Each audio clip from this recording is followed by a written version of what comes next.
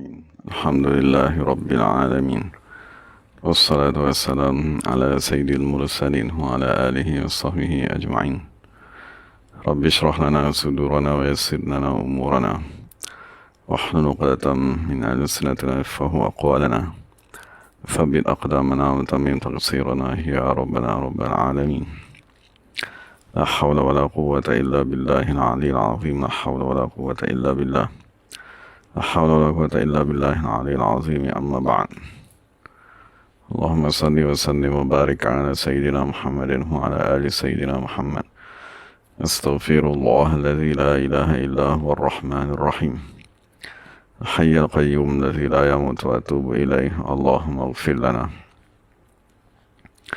Alhamdulillah, kita bersyukur kepada Allah Subhanahu wa taala. Kita dapat sama-sama dalam pengajian hadis 40 yang dikarang oleh Imam Nawawi radhiyallahu anhu. Wa nafa'ana bi'ulumihi wa ja'alana minal mukhlisina bi qiraatih. Dari sambung hadis yang ke-20. Qala al-Imam Nawawi radhiyallahu anhu wa nafa'ana bi'ulumihi wa bikum. An Abi Mas'udin عقبة بن عمرو الأنصاري البدري رضي الله عنه قال قال رسول الله صلى الله عليه وسلم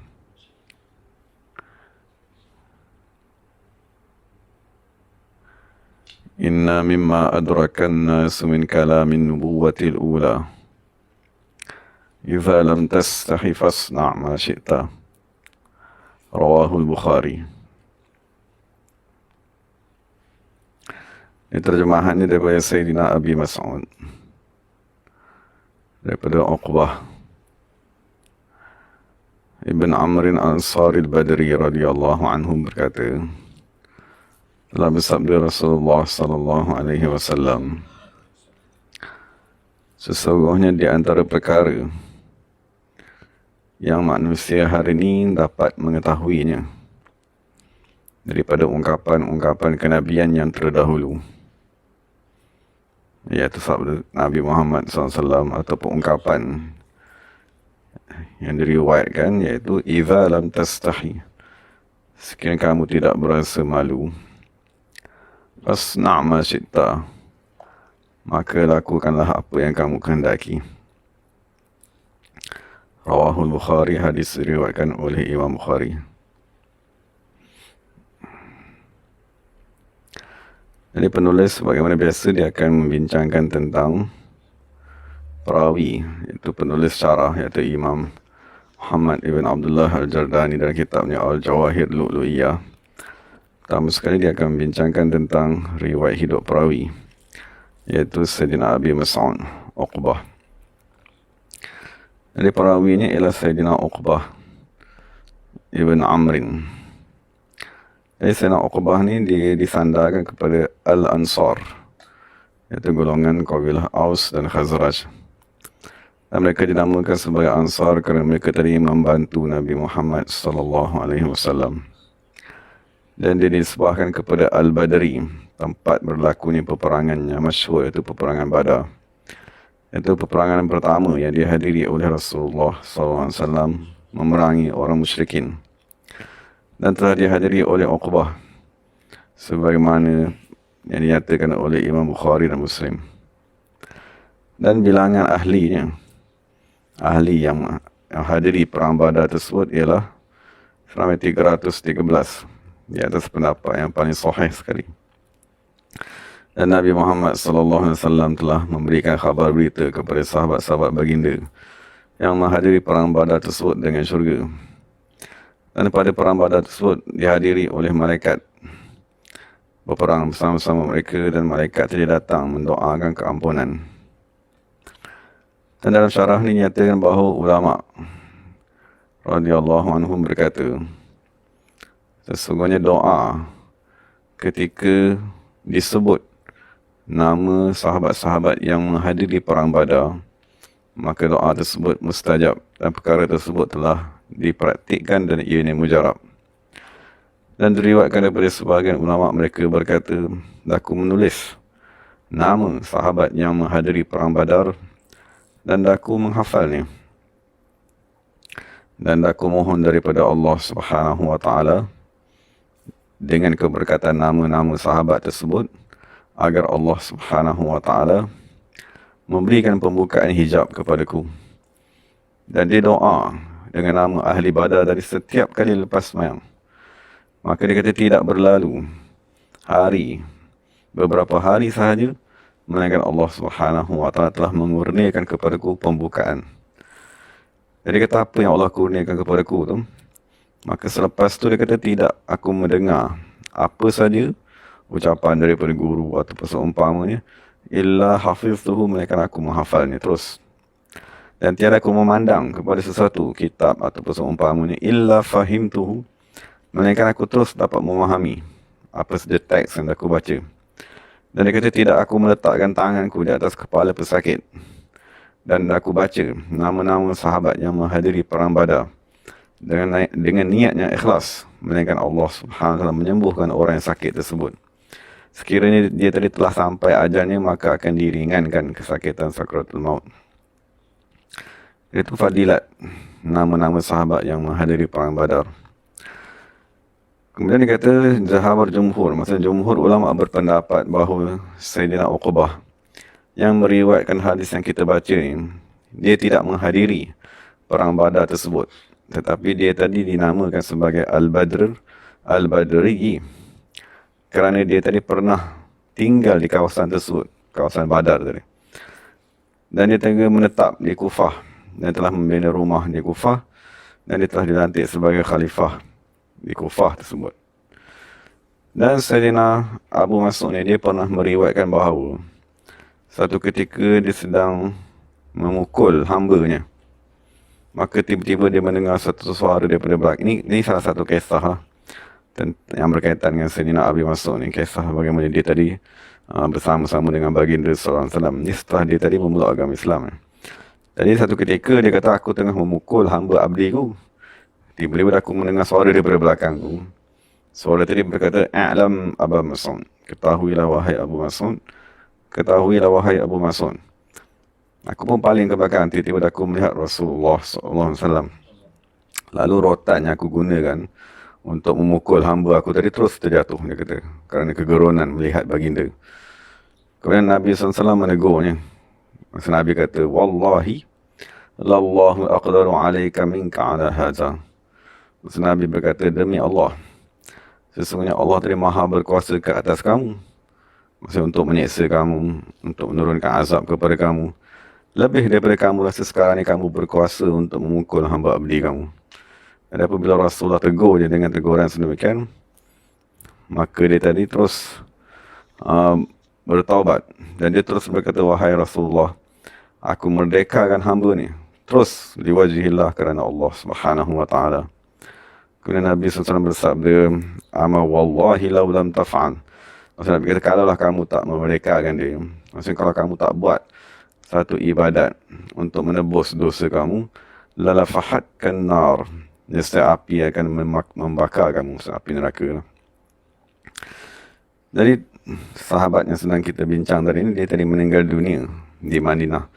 Dan setengah ulama berkata dia meninggal dunia di Kufah pada tahun 41 Hijrah, dan diriwayatkan daripada Sayyidina Abi Mas'ud dari sebanyak 100 hadis. Itu sebut sedikit tentang perawi, iaitu Sayyidina Abi Mas'ud. Dia berbeza dengan Abdullah ibnu Mas'ud radhiyallahu anhu. Dia dua orang yang berbeza. Jadi apakah yang diriwayatkan pada hadis ni? Maksudnya Rasulullah SAW bersabda, inna mimma adrakan nas, sesungguhnya antara perkara yang kita hari ni dapat mengetahuinya, antara perkara yang sampai kepada kita, min kalamin nubuwatil ula, daripada ungkapan-ungkapan kenabian yang terdahulu. Maksudnya kenabian, nabi-nabi yang telah diutuskan sebelum Nabi Muhammad SAW. Maksudnya hadis yang sedang kita bincangkan ni, maksudnya perbahasan yang sedang kita bincangkan ni, dah ada semenjak daripada syariat Nabi Adam AS. Dan perbahasan yang kita sedang bincangkan ni, maksudnya perbahasan berkaitan dengan sifat malu. Dan semua Nabi-Nabi selepas Nabi Adam bersepakat dengan pendapat tersebut, dengan perkara kemestian seseorang itu bersifat dengan malu tadi.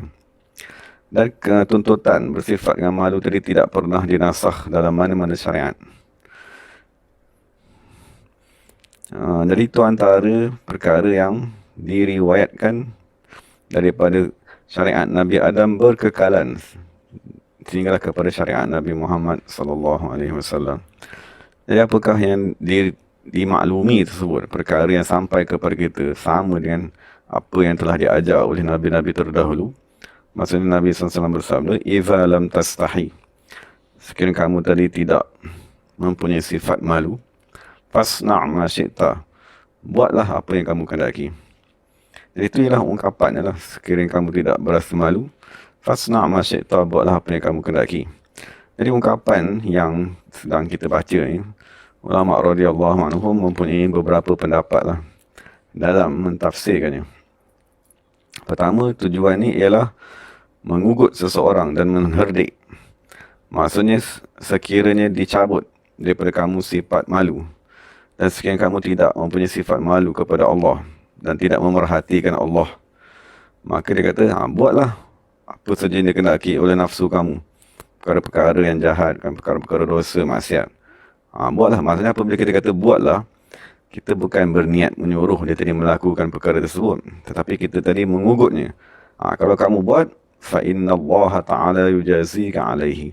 Sesungguhnya Allah Subhanahu Wa Ta'ala akan membalas kamu dengan sisaan. Jadi itu makna hadis tadi lah. Maksudnya fasna' ma syi'ta tadi, maksudnya buatlah apa yang kamu nak. Maksudnya dia ialah ugutan. Maksudnya kalau kamu buat juga, kamu akan diseksa oleh Allah Subhanahu Wa Ta'ala. Itu ialah makna yang pertama, maksudnya ugutan dan herdikan. Ada makna yang kedua, dia ialah kata kerja perintah. Fasna' itu ialah kata kerja perintah. Tapi yang dimaksudkan ialah perkhabaran. Seolah-olah Nabi SAW bersabda, sekiranya manusia tadi tidak mempunyai sifat malu, maka manusia tadi akan melakukan apa saja yang dia kehendaki, sehingga dia tadi akan terjatuh ke dalam perkara keji dan perkara mungkar. Kerana ketiadaan sifat malu akan menyebabkan manusia tadi terjerumus kepada perkara-perkara yang membuka aib dirinya sendiri. Dan itulah makna yang kedua, maksudnya perkhabaran.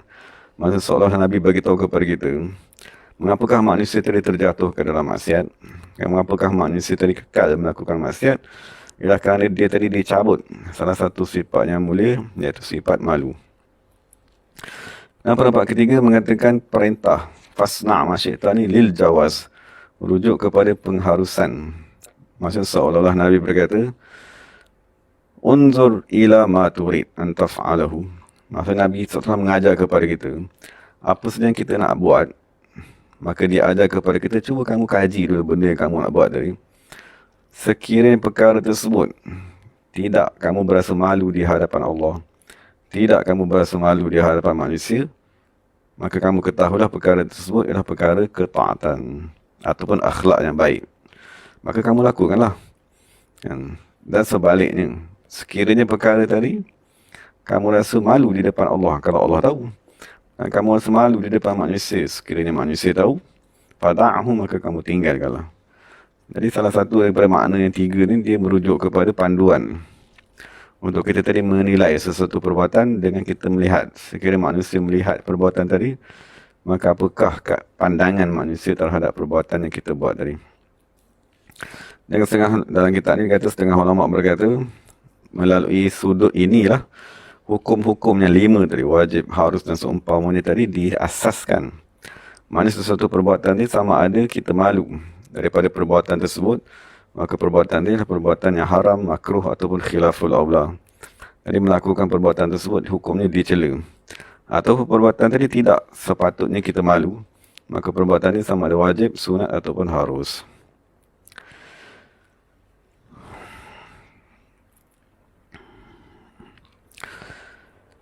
Kemudian penulis mensyarahkan makna sifat al-haya' dari itu.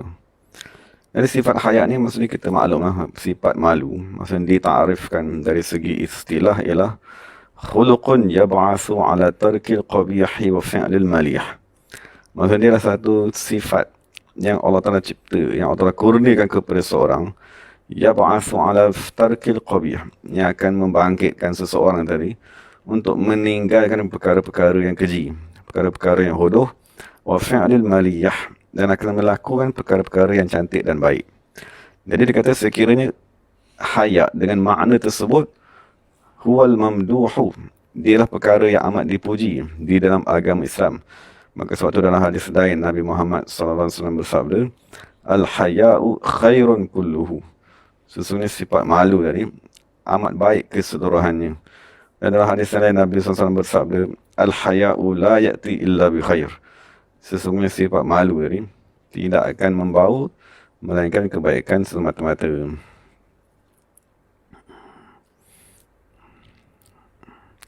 Jadi kalau daripada asal penggunaan sifat haya, sifat malu tadi, dia mestilah perkara yang baik. Tapi walau macam mana sekalipun, dia ada juga dalam hadis, maksudnya Nabi SAW berkata, inna dina hadha, sesungguhnya agama kami ini, la yasluhu li mustahin, tidak sesuai untuk orang yang malu. Jadi seolah-olah perkara tersebut berlawan. Jadi ulama syarahkan, dia kata, apabila Nabi SAW berkata, agama ni tidak sesuai, tidak layak untuk orang yang mempunyai sifat malu, yang dimaksudkan dengan malu tadi ialah al-khajal wal-ajiz, maknanya segan dan berasa lemah tadi. Jadi dia ada beberapa sifat, tetapi digunakan juga dengan nama al-haya tadi, itu nama malu. Tapi walau macam mana pun, malu dari segi istilah, dia merujuk kepada sifat yang baik keseluruhannya. Kemudian dia ada lawannya. Lawan kepada malu tadi seperti al-khajal, maksudnya rasa takut kan, rasa segan. Al-ajiz kan, rasa lemah semangat. Jadi khajal dengan ajiz ni kan, dia ialah sifat yang menyebabkan seseorang tadi tidak menyempurnakan hak Allah Subhanahu Wa Taala ataupun hak hamba-hamba. Maka dia sifat yang dicela. Dan apabila Nabi tadi mengkritik ataupun Nabi tadi menghina ataupun tidak menerima sifat al-haya tadi, yang dimaksudkan ialah al-khajal wal-ajiz, sifat lemah semangat tadi ataupun sifat segan tadi.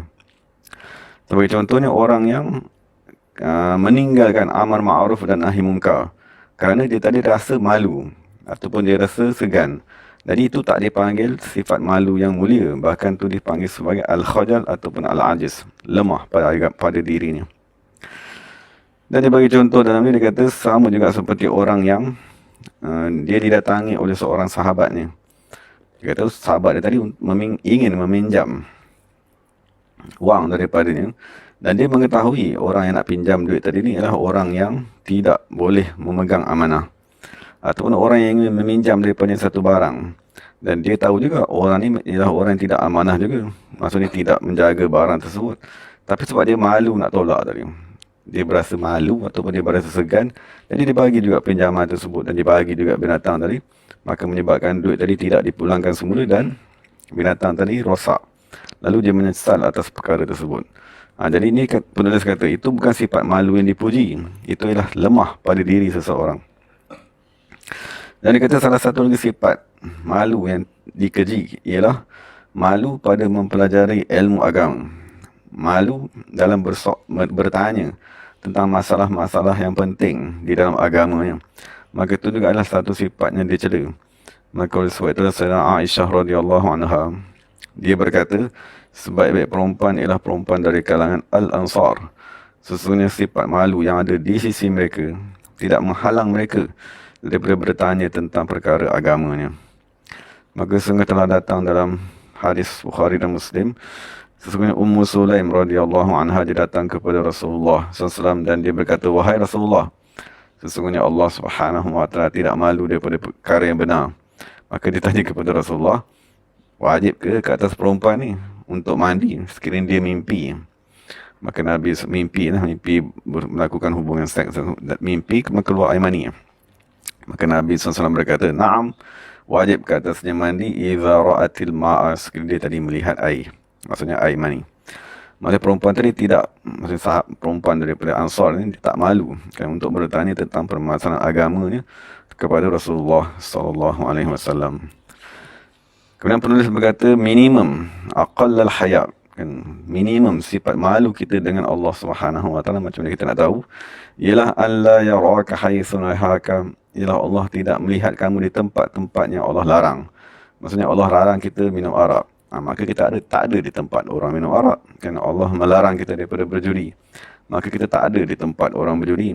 Wala yafqidaka haitsu amaraka, dan Allah Taala tidak tidak menjumpai kamu haitsu amaraka, di tempatnya Allah Ta'ala perintahkan kamu. Maksudnya Allah Ta'ala memerintahkan kita untuk semayang pada waktu tersebut. Maka Allah Ta'ala melihat kita ada pada tempat tadi. Maksudnya tidak, kita tadi tidak hilang daripada tempat tersebut. Itulah minimum sifat malu kepada Allah. Wa kamaluhu, adapun kesempurnaan malu dengan Allah, alla turida biqalbika siwah, kamu tidak inginkan dengan hati kamu melainkan Allah Subhanahu wa taala. Itulah kesempurnaan sifat al-hayat pada kita. Dan diriwayatkan daripada Nabi sallallahu alaihi wasallam, baginda berkata kepada sahabat-sahabatnya, malulah daripada Allah dengan sebenar-benar malu.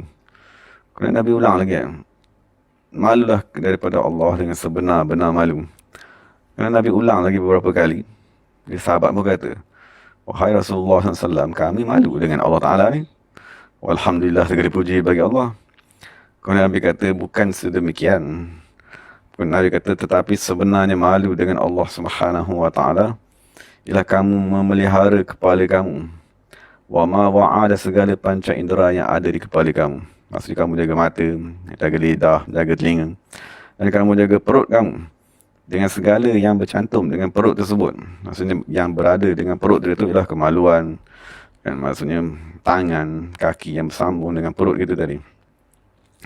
Kemudian Nabi berkata, kamu sentiasa mengingati al-mauta wal bila, kematian dan kehancuran tubuh kamu di dalam kubur tersebut. Kemudian Nabi berkata lagi, siapa yang melakukan perkara sedemikian, maka sesungguhnya dia tadi sebenar-benar malu daripada Allah Subhanahu wa taala. Jadi sentiasa Nabi mengulang ayat tersebut, sehingga semua sahabat-sahabat menangis dengan sebab Nabi tadi mengulang perkara tersebut. Jadi itulah sebenar-benar malu, kan, maksudnya malu untuk menggunakan panca indera kepada maksiat, kan, malu untuk menggunakan badan kepada maksiat, dan malu untuk mengingati melainkan kematian, itu menghadap kepada Allah Subhanahu wa taala.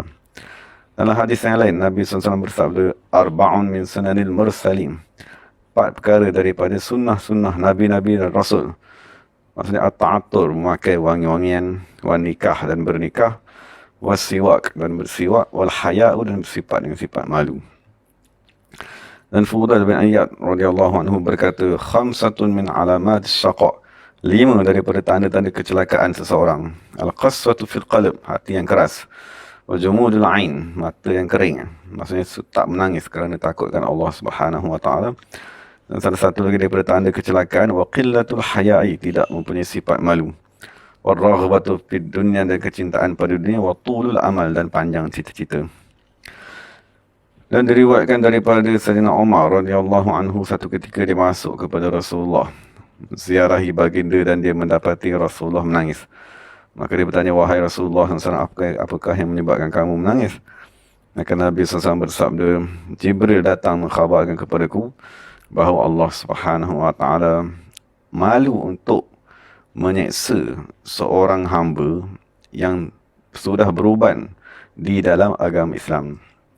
Maksudnya apabila kita tadi memeluk agama Islam, kemudian kita istiqamah, kekal di dalam agama Islam, sampailah kita tadi beruban, rambutnya menjadi putih dan seumpamanya, maka Jibril memberitahu Allah Ta'ala malu untuk menyeksa orang tersebut. Maknanya Allah Ta'ala akan mengampunkan dosa-dosanya, kemudian Allah Ta'ala akan memasukkannya ke dalam syurga.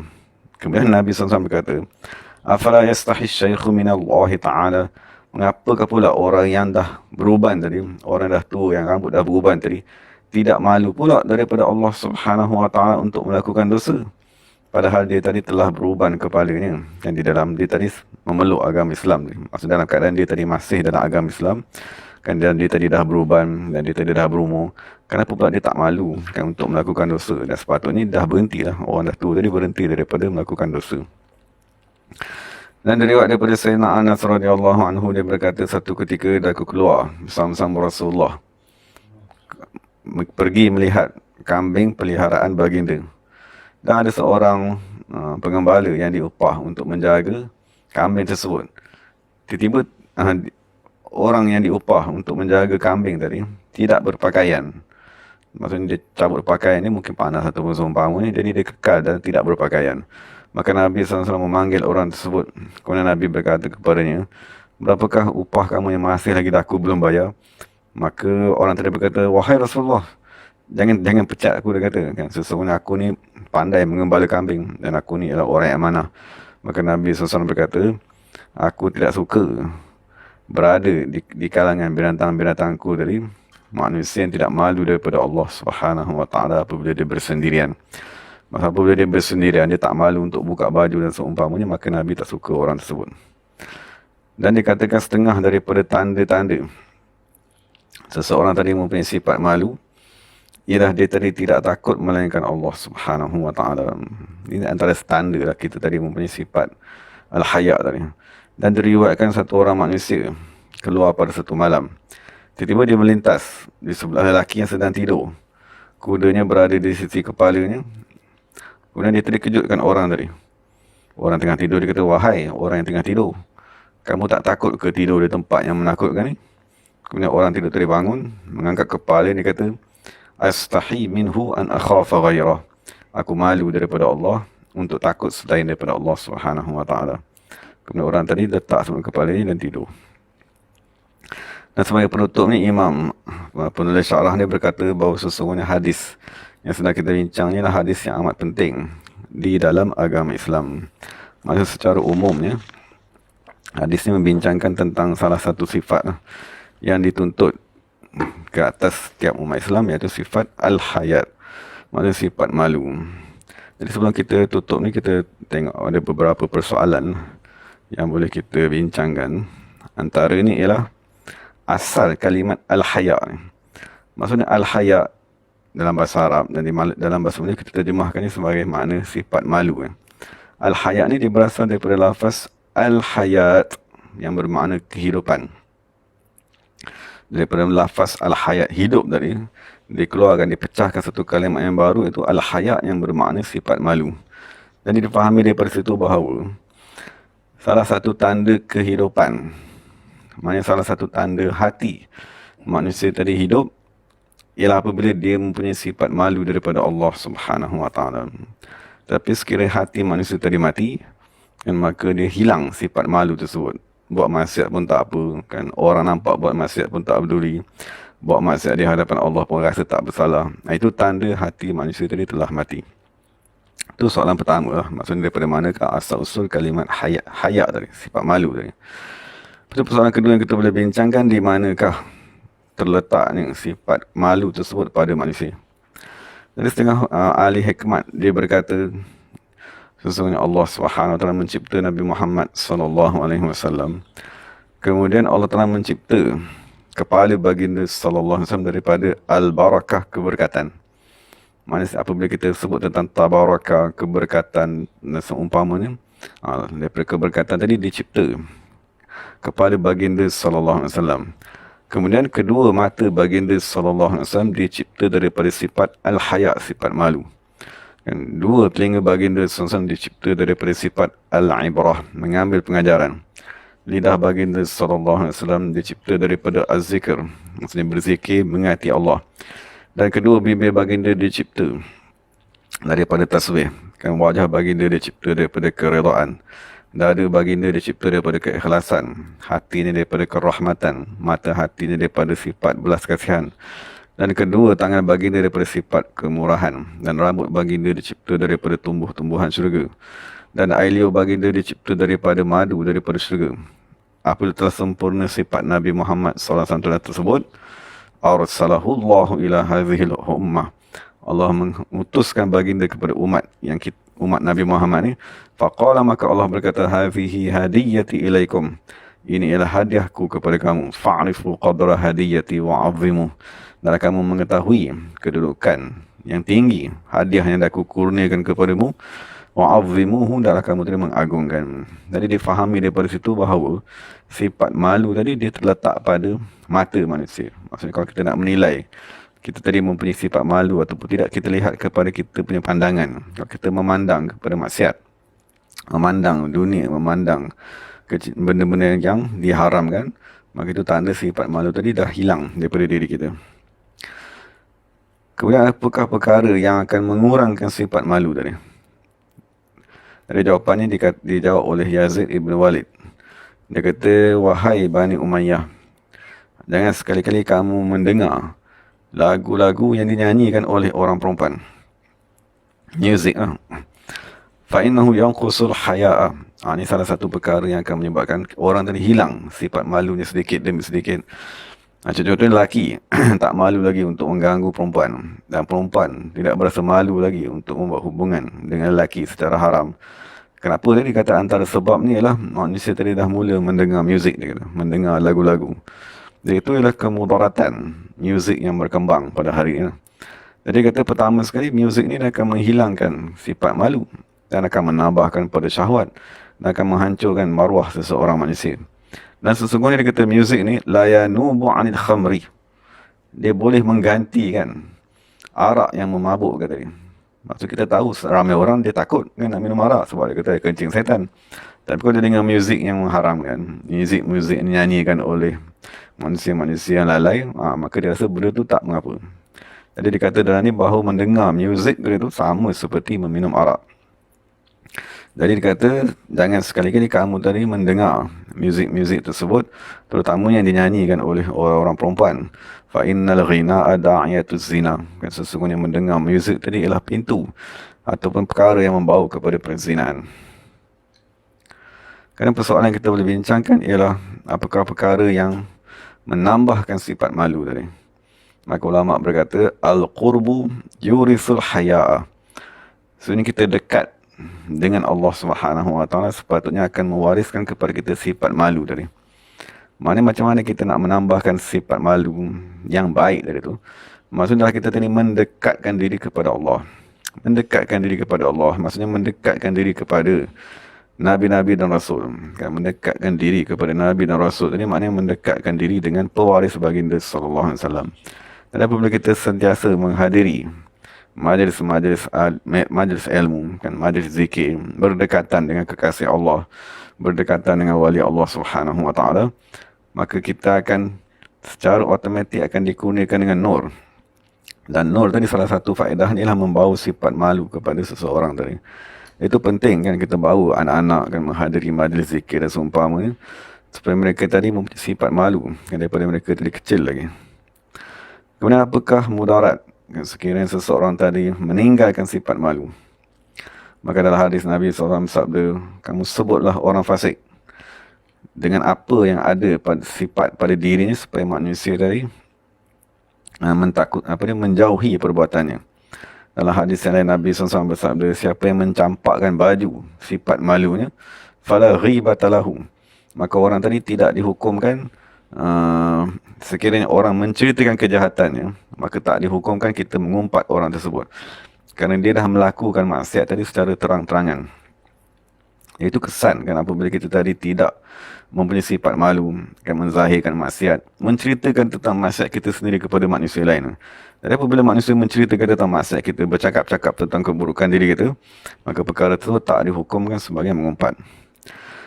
Itu ialah mudarat yang pertama. Dan kemudaratan yang kedua, dikatakan kafa lil muqassiri al-haya'u yawmal liqa. Memadailah bagi orang yang tidak menyempurnakan tuntutan agama di dunia, memadailah malu di hadapan Allah Subhanahu Wa Taala sebagai azab pada hari akhirat. Jadi dikatakan bahawa tiada azab ke atas diri manusia, azab yang lebih besar daripada malu di hadapan Allah di akhirat. Sehingga kan orang yang ditimpa dengan rasa malu tadi menuntut agar dia tadi lenyap, seolah-olah tak pernah diciptakan sebelum ni. Sebagaimana yang dikatakan oleh Sayyidatina Maryam radhiyallahu anha, dia berkata, ya laitani mittu qabla hadza wa kuntu nasyan mansiyya. Maka dia kata, mengapalah tidak aku ni mati sebelum daripada peristiwa yang menimpa dia tadi, dan aku tadi dilupakan langsung, kan, tak pernah diingati oleh mana-mana manusia. Di dalam kitab menyatakan bahawa Itu ukapan dinyatakan oleh Sayyidatina Maryam kerana malu terhadap manusia. Bagaimanakah dia kata malunya seseorang di hadapan Allah Subhanahu Wa Taala terhadap perkara-perkara maksiat yang dia lakukan apabila dia bentangkan di hadapan Allah, di hadapan semua makhluk di akhirat. Dan maka daripada sudut inilah, maksudnya malu itu sendiri adalah salah satu bentuk seksaan. Dan daripada sebab itulah Sayyidina Fudail bin Iyad radhiyallahu anhu satu ketika dia berdiri, maksudnya dalam semasa dia tadi menunaikan haji.